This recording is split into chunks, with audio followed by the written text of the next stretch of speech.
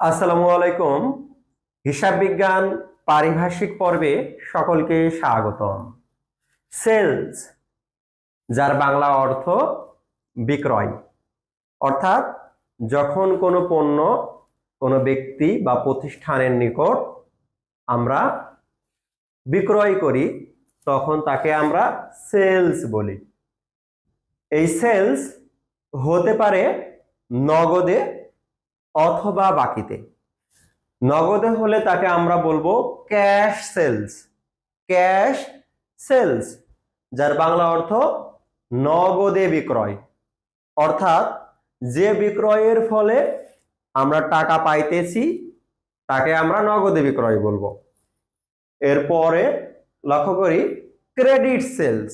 Credit বাকিতে, sales বিক্রয়, অর্থাৎ আমরা বিক্রয় করতেছি কিন্তু টাকা পাইতেছি না, পরবর্তীতে পাবো।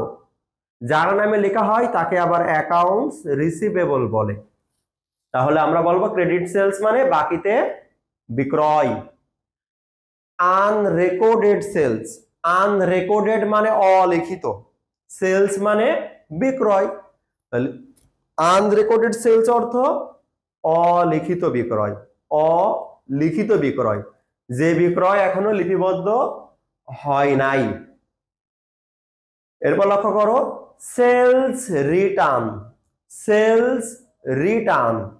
সেলস মানে বিক্রয়, রিটার্নস মানে ফেরত, অর্থাৎ বিক্রয় ফেরত।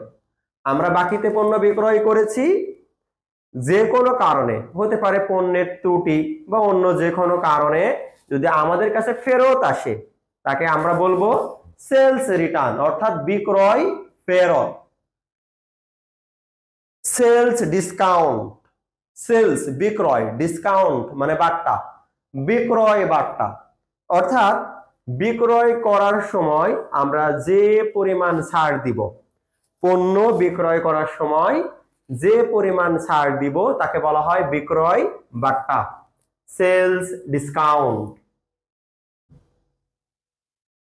Fruit out. Freight out.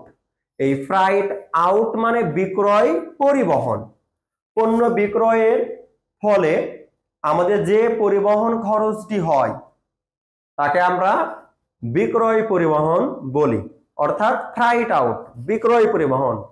পণ্য বিক্রয়ের ফলে যে পরিবহন খরচটি প্রদান করা লাগে তাকে আমরা ফ্রাইট আউট বলে থাকি। আজ এ পর্যন্তই, দেখা হবে আগামী কোনো পর্বে। আসসালামু আলাইকুম।